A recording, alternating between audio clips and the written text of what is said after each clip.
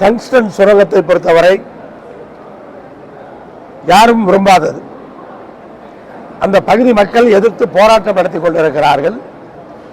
சட்டமன்றத்திலே ஒருமனதாக தீர்மானம் நிறைவேற்றப்பட்டிருக்கிறது. 236 சட்டமன்ற உறுப்பினர்களும் ஆமோதித்து அந்த தீர்மானம் நிறைவேற்றப்பட்டிருக்கிறது. அது இப்போது வருவதற்கு வாய்ப்பில்லை. ஆனால் ஏன் இவ்வளவு பிரச்சனையாச்சு? அதுதான் எல்லாத்தோட கேள்வி.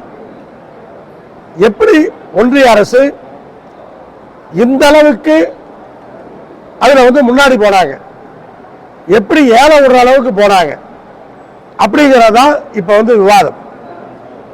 ஆனா இதை ஒரு படிப்படையா வச்சுக்கிட்டு இதற்கு பிறகு மாநில அரசு விழிப்புணர்வோடு இருக்க வேண்டும். விழிப்புணர்வோடு இருந்தால்தான் இதையெல்லாம் தடுக்க முடியும். அந்த விழிப்புணர்வு குறையக்கூடாது. ஆனா இருக்கிற தமிழகத்தில் இருக்கிற கட்சிகளும் அவ்வப்போது ஆளுங்கட்சிக்கு எச்சரிக்கையை கொடுக்கின்றோம். இருந்தாலும் கூட டங்ஸ்டன் சுரங்கத்திலே கொஞ்சம் விழிப்புணர்வு குறைந்ததாகத்தான் நான் பார்க்கின்றேன். அந்த சுரங்கத்தை ஆரம்ப கட்டத்திலேயே தடுத்து நிறுத்தி இருக்க வேண்டும். அப்படிப்பட்ட ஒரு நிலை. அதே போல அந்த சுரங்கம் இதை போன்ற சட்டங்கள் ஒன்றிய அரசு மாநில அரசை கேட்காமல் செய்து கொள்ளலாம் என்ற சட்ட திருத்தம் தான் இதற்கான காரணம். அந்த சட்ட திருத்தம் வந்திருக்க கூடாது. மறு திருத்தம் தேவை என்றாலும் அதை உடனடியாக செய்ய வேண்டும். அவர் அவருடைய ஆதங்கத்தை சொல்லி இருக்கிறார். தமிழ்நாடு அரசை பொறுத்தவரை முதலமைச்சரிடம் நாங்கள் வைக்கின்ற கோரிக்கை, சட்டமன்ற உறுப்பினர்களை சரியாக பயன்படுத்திக் கொள்ளுங்கள். சட்டமன்ற உறுப்பினர்கள் முழுமையாக பயன்படுத்தப்படவில்லை. 3.5 ஆண்டுகளாக நான் சட்டமன்ற உறுப்பினராக இருந்த அனுபவத்திலே சொல்லுகிறேன். உழைப்பதற்கு நாங்கள் தயாராக இருக்கிறோம். ஆனால் முழுமையாக பயன்படுத்தப்படவில்லை. அதுதான் உண்மை.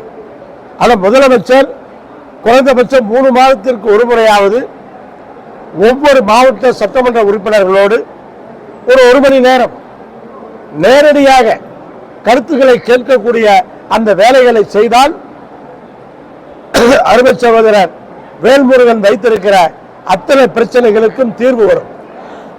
முதலமைச்சரிடம் நேரடியாக சட்டமன்ற உறுப்பினர்கள் அவர்கள் குறையாக இருந்தாலும் தொகுதி வளர்ச்சியாக இருந்தாலும் நேரடியாக சொல்ல முடியும்.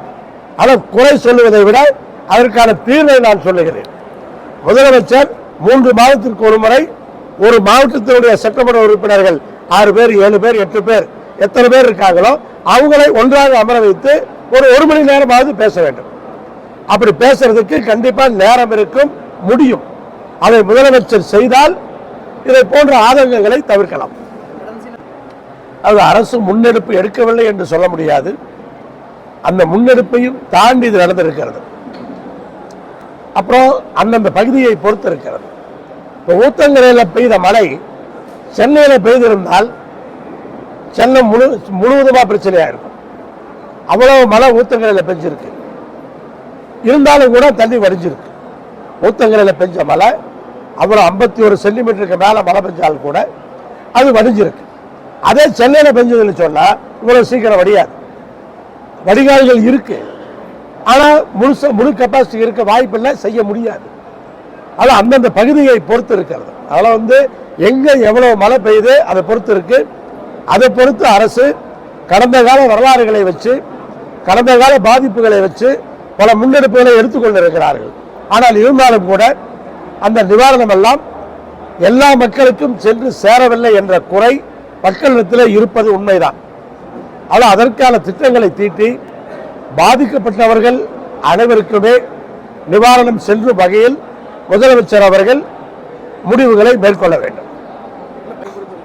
இல்லை, இப்போ கணக்கு எடுத்து தானே இப்போ ஒன்றிய அரசுடைய குழு வந்தாங்க. 6400 கோடிக்கு ரெக்குயர்மெண்ட் கொடுத்துருக்காங்க. 6400 கோடி கணக்கு எடுக்காமல் கொடுக்க முடியாது இல்லையா? ஏன்னா இப்போ கொடுத்த தொகைங்கிறது ஆல்ரெடி 900 கோடி தான் வந்திருக்கு. மாநில அரசுலேருந்து எவ்வளோ கொடுத்துருக்க முடியும்? 6400 கோடி தேவைன்னு கொடுக்குறாங்களாவே அது பிரேக்கப் இல்லாமல் கொடுக்க முடியாது. சும்மா ஒன்றிய குழுக்கு 6400 கோடி தேவை அப்படி தர முடியாது.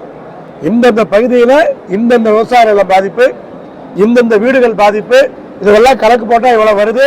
அப்போ கணக்கு எடுத்து முடிச்சிருக்காங்கல்ல, கணக்கு எடுத்திருக்காங்க, எடுக்கணும்னு சொல்ல முடியாது. மக்கள் நிறைய இடத்துல பார்வையிடவே வரல அப்படின்ற மாதிரி குடிச்சாங்க. அதாவது 100க்கு 100% பார்வையிட முடியாது. ஒரு சில விஷயங்கள் ஒரு பகுதியில் பார்க்குறாங்க, அப்புறம் அதிகாரிகளும் மக்கள் பிரதிநிதிகளும் சொல்கிறாங்க இதே மாதிரி தான் இந்த பகுதி போகிறோம், இங்கே இருக்குது அங்கே இருக்குது. அப்போ அந்த பகுதிக்கான அந்த ஏரியா எடுத்துக்கிறாங்க. ஒவ்வொரு கிராமத்துக்குமே ஒரு கமிட்டி வர முடியும்னா நம்ம கணக்கு எடுக்கிறதுக்கே வெள்ளாள் ஆகும். அதிகாரிகள் எடுத்துருவாங்க, 2 நாளில் எடுத்துருவாங்க, எல்லா பக்கம் அதிகாரிகள் இருக்காங்க. ஆனால் டெல்லியிலேருந்து அந்த குழு எல்லா இடத்துக்கும் வரணும் அப்படின்னு சொன்னால் அது முடியாது.